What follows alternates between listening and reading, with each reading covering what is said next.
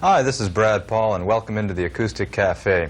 This is where we bring you the best in contemporary folk music, and our guest is Christine Lavin. Well, hi. Hi, Chris. Thank you for inviting me. Well, glad you could make it by the old cafe here. You're in town for a live performance, and you had time to drop by, and we appreciate that. And well, thanks. you're going to perform for us in just a moment, but first we wanted to give the audience an opportunity to get to know Christine Lavin. What do you think? Should we do that? Well, okay. Is it a safe thing to do, or what? Sure, why not? I'll try to be good. I will. I went to charm school, so I'll try to answer all your questions the way they do in beauty pageants. Did you graduate charm school? I can't believe you asked me that. No, I went to charm school. My father was a teacher at a co-ed boarding school, and charm school training was part of our schooling, so I had to go, and I didn't pass. But I went for a whole year, but I flunked because I didn't pass walking, and that was 6 months of the training. Is that where you had to walk with the books on your head? No, that's one of those things that people believe is true, but we didn't have to walk with books on our heads. We were very progressive charms. But we had to walk so like this. That's probably why I didn't pass, because I know that didn't look too charming. I don't know, it looked pretty good. But a little stiff, maybe. Work on it. Yeah, when you I go will. home at night. You've got 4 albums out, right? Mm-hmm. And one that's a new album that's doing really quite well on radio across the country. Yeah, it's really exciting. Folk music is finally making some inroads in commercial radio. For a long time, it's been public radio and college radio that's been playing a lot of the new acoustic music. But since people like Suzanne Vega and Tracy Chapman have broken through in a really big way, they're really opening the doors for a lot of other people who are doing this kind of music. That's great. Tell us a little bit about the album and what songs are on it. You've written all the material except for one song, right? Yeah, I guess there's 11 songs. Are there 11 songs on it or 10? 11 songs. It's probably something like that, and it's called "Good Thing He Can't Read My Mind," and that's well, I'll probably sing it for you in a little bit. But it's all songs basically about living in New York City, where I live now, and about life as I see it. And there's one cover tune that I did, which is "Downtown," the old Petula Clark song, which I really, really like a whole lot. It's always been one of my favorite songs, and but I wanted to do it in a slightly different way, so I called up a local boy, Livingston Taylor, and asked him if he would do it as duet, and he said yes. So what we've done with that particular song in the record, it's really helped, because a lot of people who've heard about the new acoustic music don't really know too much about it, but when they hear a song that they already know and like in a new way, maybe they'll say, oh, let me buy that record, let's see what else is on there, and then they end up finding 10 original songs that they end up liking. They become a folk music fan by accident. A lot of the songs deal with relationships. You had a lot of experience with that. Well, you know, it's unfortunate, but like heartache is really good for songwriting. I think being lyrically happy is not. And I had a lot of experience in writing songs about heartache or you know, relationships sort of going a little kaflooey. And it's very, very dangerous if you're friends with a songwriter. Anything you might do or anything you might say can end up in a song. And I've used, you know, a lot of my friends and romances that way, I'm ashamed to say. You don't have to worry about somebody coming along and suing you for a breach of confidence later down the road, huh? I hope not. I do know of someone, I won't mention the names, this New York writer who wrote this beautiful, beautiful love song about the woman he was living with, and they broke up, and then she sued him. She wanted the royalties for the song since she inspired it. Wow. So, but I don't know where the lawsuit is, so... Nothing is sacred these days. Look at Kim Wallach. She's like, oh my God. I hope that won't happen to you, Kim. Some of the more striking songs on the album, like 85 Degrees about Miami Beach and the one about Santa Monica, the Santa Monica Pier, just full of great imagery. When you write these songs, when you're out on the road, do you just all of a sudden stop and write down a line, or is it after the fact that things come back to you? Well, actually, the song about Santa Monica Pier I wrote in Austin, Texas. That was the day that I'd left Santa Monica.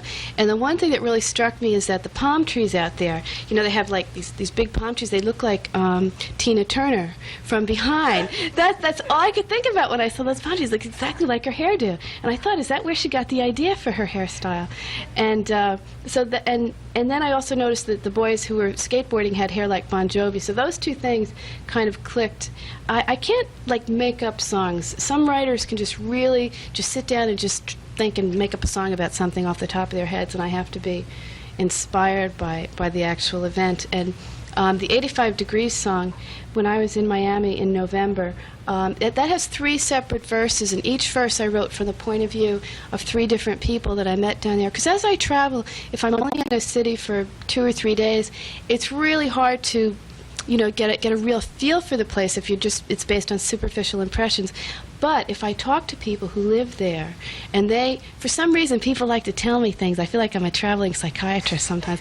And they might really open up and really tell me things that are very important in their lives, and then I can use that in the song. And so I might end up writing a song. That song, by the way, 85 Degrees, is getting played a lot in Miami. I hit something, some kind of a familiar chord with that song without really knowing it. And but it was because I wrote it through the eyes of 3 people who live there. So that's something I try to do too as I travel. Recently, you were in Australia. You had a tour of Australia in this spring, and you're going back in November, right? Yeah. Tell us what that was like. Well, the most exciting part was I was there in March, and that's their autumn, so it was pumpkin season. So I had pumpkin pie, pumpkin soup. I had pumpkin ravioli. It was really, and. But I guess, yeah, there's some other things I also played music when I was down there, which was really nice. There's only 15 million people in the whole country, and it's bigger than the United States, and 80% of the people live within 20 miles of the ocean. So it's like almost all the population is just around the coastline. And so there's not a lot of people who make their livings full-time doing folk music. They just don't have enough people to buy all the records. We have a much greater population here. So most of the performers I met down there do other things for a living and just do folk music as a hobby. But it's nice because they're not all full of themselves, and they're not all trying to become, you know, music stars, and they're writing and performing really wonderful stuff. So when I came back in April, I brought 16 record albums of Australian songs, and I did a show with Dick Pleasance on WGBH of Australian music, and just did 2 in New York and WQXR, the radio station of the New York Times. So I'm trying to promote Australian music, you know, as much as one person can. There have been a lot of rock bands that have come over from down under in the last few years. Are some of the folk people hoping that that'll cross over for them, especially now that we're seeing some more popularity in folk music in this country? Well, the 2 people, I guess, who've been the most popular have been Eric Bogle and Judy Small. And Judy Small has decided not to tour anymore. She's a law student. She wants to be a lawyer. And we're hoping that, you know, she'll get her law degree, and then she'll realize being a folk singer is a whole lot more fun, and that she'll go back to that. But she does have a new record that she just recorded. It's got a great song about McDonald's on it, called Golden Arches Across the World, how every 17 hours a McDonald's opens everywhere in the world, the exact same menu. And it's a scary thought. It is. And that's going to be released over here in about a month, I think. And hopefully she'll come back and tour. But not too many of the folk people there really think about it. It's 12,000 miles away. It's must have been some severe jet lag going over there. Yeah. I was in Hawaii for an hour and a half, and it was 3 o'clock in the morning, and it was raining. So it was sort of exciting. and then when I flew from Honolulu to Sydney, there was these little kids who ran up and down the aisles the entire way, screaming. And it was really lucky that those little plane windows didn't open up. Well, great. Everyone's looking forward to hearing some music, so... They are? Oh! Yeah. I guess I should play something. Great. Thanks. Okay, thanks, Brad. Well,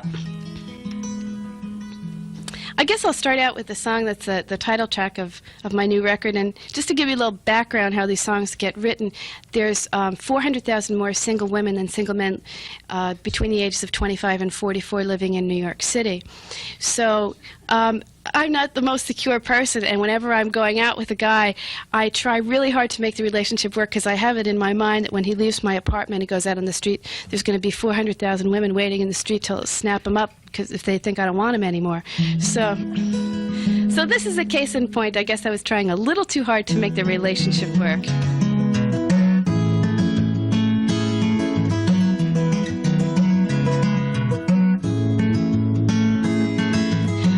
At the opera, I don't like the opera, but he loves the opera and I love him. I follow the libretto, I follow the conductor. When I follow the plot, my head begins to spin. I don't understand a word, even when it's English. Everyone around me says, this is divine. No, I don't like the opera, but look, I'm at the opera. It's a good thing he can't read my mind.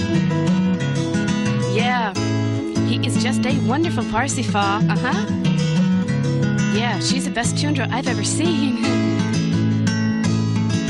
Look at me, I'm skiing when I do not like skiing, but he loves skiing and I love him. I rent the boots and balls, I shiver in the cold. I'm charging down the mountain, risking life and limb. There's no exhilaration, I am only feeling terrified. Everyone around me's having such a great time. I do not like skiing, but look at me, I'm skiing. It's a good thing he can't read my mind. Yeah, exhilarating was just the word I was thinking of. Scared of heights? Oh no, not me. I am not complaining, I'm just making observations. Expanding your horizons is a sign of maturation. Now I tolerate cigars, cause he's a smoker. I'm playing just the I confess, sometimes I long for poker. I am eating sushi when I do not like sushi, but he loves sushi and I love him. I'm poking with a chopstick at a living, breathing fish stick. Oh my god, I think it's trying to swim. Some say eating sushi is like chewing on your own cheek or sucking down a bucket full of tentacle slime. I do not like sushi, but look, I'm eating sushi. It's a good thing he can't read my mind. Yeah, this is a very interesting texture. What is it?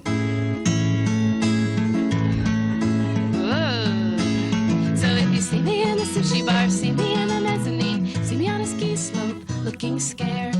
Don't feel sorry for me, I must be in love. Why in the hell else would I be there? Before I met him, life was dull, I never took any chances. Now I leap at every opportunity I find.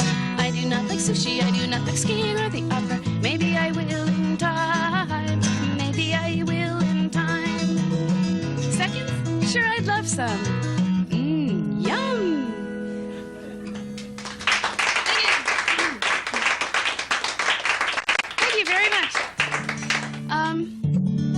I do believe in truth in folk music, and there's one line in that song I feel has to be clarified. It says in the last verse, some say eating sushi is like chewing on your own cheek. And I know, isn't that a beautiful, beautiful idea? But I only ate sushi one time, and in my mind it was a piece of octopus, and it was like chewing on the suction cup off the bottom of an old bathtub mat. But I didn't know how to make that rhyme, so I changed it for the song. So, but now you know the truth. I didn't want to lie to you about that. I think I'll do this song. This is a new song. I was at the Kerrville Folk Festival this summer in Kerrville, Texas, and I flew from New York to Houston on to San Antonio, and another passenger got on in Houston, and I watched him the whole time, and I wrote this song from the point of view of this other passenger.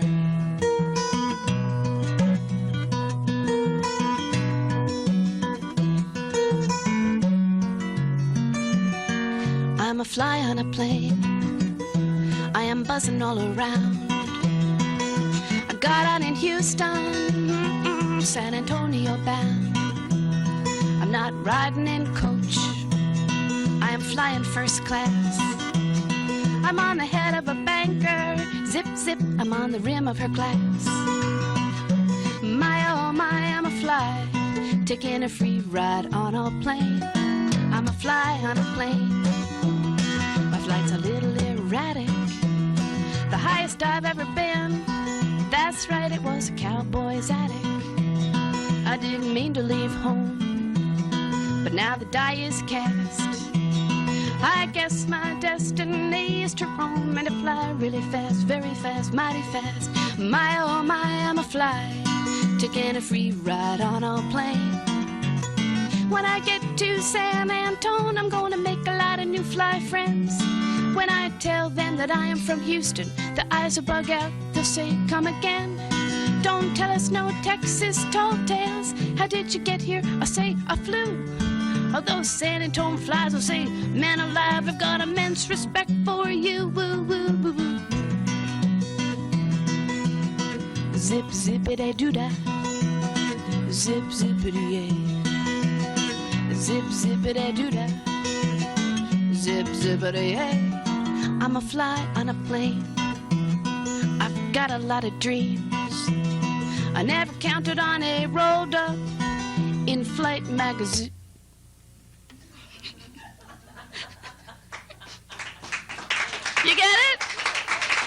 He's dead. The fly is dead. And people say that those in-flight magazines aren't good for anything. I'm so sorry. I know that's a very tragic ending, but and the song was supposed to have another verse. It was going to be about the fly being on the wall of a hotel room, and Elvis was going to be in the hotel. But the fly got squished. I'm so sorry. No, maybe I shouldn't do this. Oh, what the heck? I'll do this next song. Just to show you the depths that folk singers have to sink to. I once opened for a band called Asleep at the Wheel in Aspen, Colorado. And they are the most popular band to ever play in Aspen. And the last thing the people wanted to see on stage was an opening act. So they were screaming for me to get off stage, even before I walked out on stage, so I should never have taken it personally. So it was a 3-night engagement. After the first disastrous night, I wrote the song, and I used it to open the shows for the rest of the weekend, and it didn't help a bit. Well, I know you all came here hoping to see a star, and you're thinking, uh-oh, who is this unknown one who thinks she can play guitar? Well, you don't have to listen, but I'd be obliged if you did, 'cause I just got word from my doctor that I got 3 months to live. 3 months to live. You know, that's only 92 days, and already I'm forgetting the words to my songs.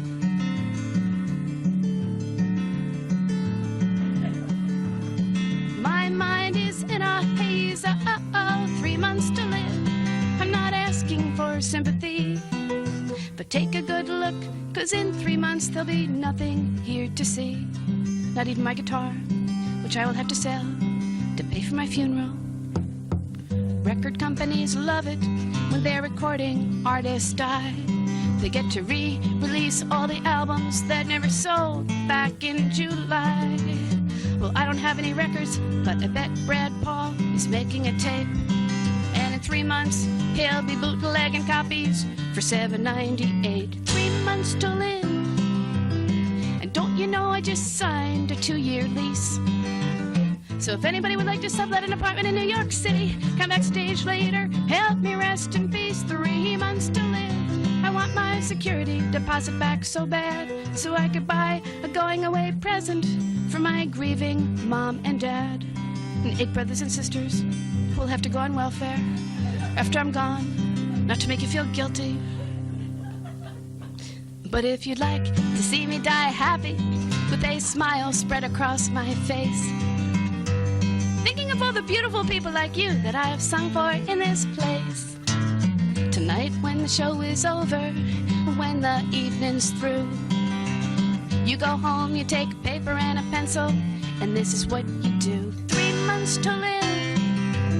You write that to every record company. Tell them for a dying act, she's first rate. Record her before it's too late. 3 months to live. Best I could be, a shooting star. Well, that's more than being just another unknown in some Wakefield bar. And then I won't have to sell this when I pack for heaven. I can take along my guitar. Thank you. Thank you, thank you. It's a little joke. It is a joke. I'm fine, I'm fine, I'm fine. Well, I like to watch cable. This is cable television, right? I love cable. One of my favorite shows is called Sonia Live from L.A., which is on Cable News Network. And about 6 weeks ago, she had some guests on, her first guests for the show, and they were called love addicts. These are people addicted to bad relationships. And the first person that she interviewed was a man who was he was in silhouette. He didn't want his face on national television, you know, admitting that he was addicted to bad relationships, so his neighbors would be gossiping about him. And so there he was in the shadows, and Sonia said to him, "So, when did you first realize you were a victim of love?" And he said, "Hey, lady, I was never a victim. I was a volunteer." And I thought, that's just one of those, that's how songs get written. That kind of phrase just triggered this whole thing. So that afternoon, I sat down and I wrote this song.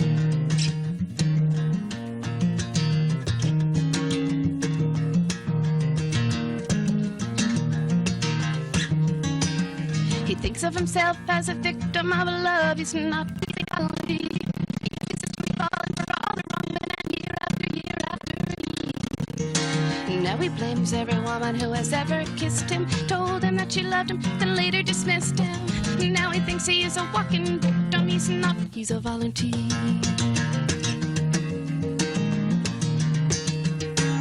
She thinks of herself as a victim of circumstance, but she's a volunteer. She has placed her life in the hands of every man fool enough to come near. Now she blames anyone who she thinks has used her, emotionally or mentally abused her. She's not a victim runner from a persecutor, no, she's a volunteer.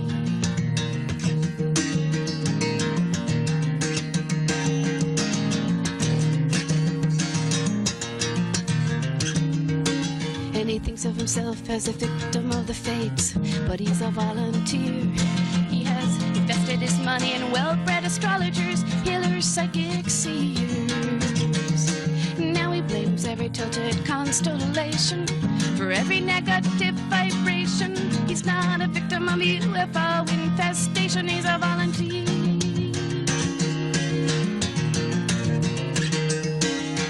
Pick the numbers, shake the sticks, read the tea leaves, light the wicks, point the finger, pass the buck, blame it all on Lady Luck. See, I was knocking on wood. Try to add a little humor into the song. Now, do you think of yourself as a victim, or do you volunteer?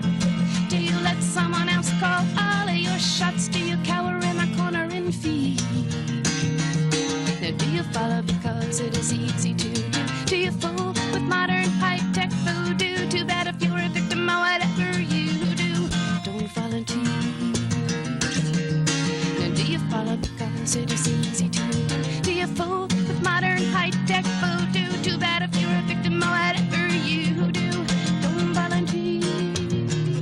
Why would you volunteer? Don't be a volunteer.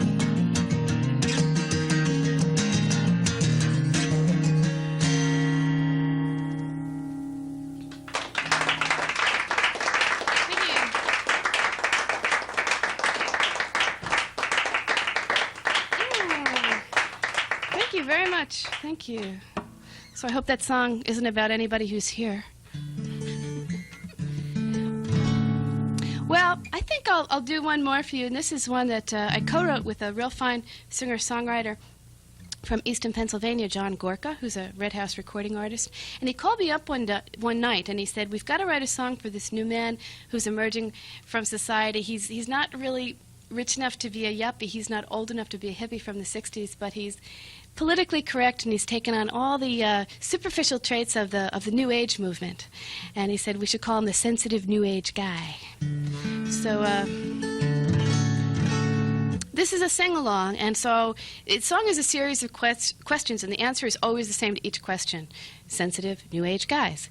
So that's your part, okay? And it's going to go, I'll play it just one time so you can see what you're going to do. Sensitive New Age guys. Do you think you could sing that? Sure, let's just try it.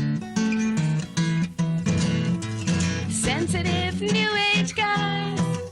Oh, okay, here we go. Please, and if you know any of these sensitive New Age guys, tell them about this so later on they can do their male bonding to the song, okay?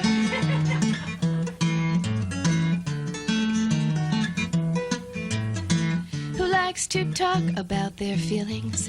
Sensitive New Age guys. Who's into crystals, into healing? Sensitive New Age guys. Who like to dress like Richard Simmons? Sensitive New Age guys. Who are hard to tell from women? Sensitive New Age guys. Who like to cry at weddings? Who think Rambo is upsetting? Who tapes 30-something on their VCRs? Who's got child on board stickers on their cars? You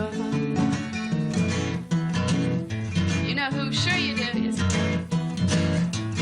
Who's whose last names are hyphenated. Sensitive New Age guys who love 3 men and a baby, a movie I hated. Sensitive New Age guys whose consciousness is always raising. Sensitive New Age guys, yet whose tax-free income is amazing.